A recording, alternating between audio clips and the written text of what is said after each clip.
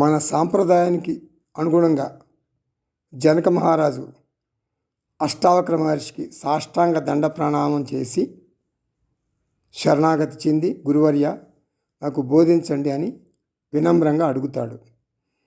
ఇక్కడ మనం గ్రహించాల్సింది ఏమిటంటే, అంత గొప్ప మహారాజు అయినా కూడా గురువు పట్ల వినయ విధేయతలు ప్రదర్శించాడు, అంటే శరణాగతి చెందాడు. భగవద్గీత 13వ అధ్యాయంలో శ్రీకృష్ణ పరమాత్మ కొన్ని సుగుణాలు చెప్పాడు, అమానిత్వం లాంటివి.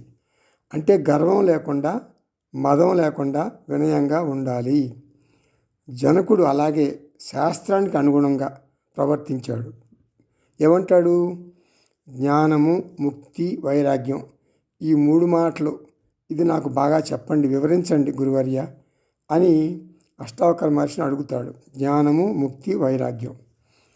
అష్టావక్ర మహర్షి 20 అధ్యాయాల్లో 300 శ్లోకాల్లో అష్టావక్ర గీత ద్వారా ఈ మాటలకు పూర్తిగా వివరించాడు. ఈ 3 మాటలకు సంబంధం ఉంది. జ్ఞానం అంటే ఆత్మజ్ఞానం, వైరాగ్యం ఆత్మజ్ఞానం పొందటానికి ఉండవలసినటువంటి ముఖ్య లక్షణం, ఆత్మజ్ఞానం వలన కలిగేటటువంటి ముఖ్య ప్రయోజనం ముక్తి. వైరాగ్యమేమో జ్ఞానానికి ముందు వస్తుంది, ముక్తి జ్ఞానం తర్వాత వస్తుంది. జ్ఞానస్య హేతు వైరాగ్యం, జ్ఞానస్య కార్యం ముక్తి. జనక, శబ్ద స్పర్శ రూపాది విషయాల్ని విషంలాగా విడిచిపెట్టు. క్షమ, ఆర్జవం లాంటి విలువల్ని అమృతంలాగా సేవించు, అంటే ఆచరించు. నాయనా జనక, మనస్సేకం వచస్సేకం కర్మణి ఏకం మహాత్మనా. మనసి అన్యత్, వచసి అన్యత్, కర్మణి అన్యత్ దురాత్మన.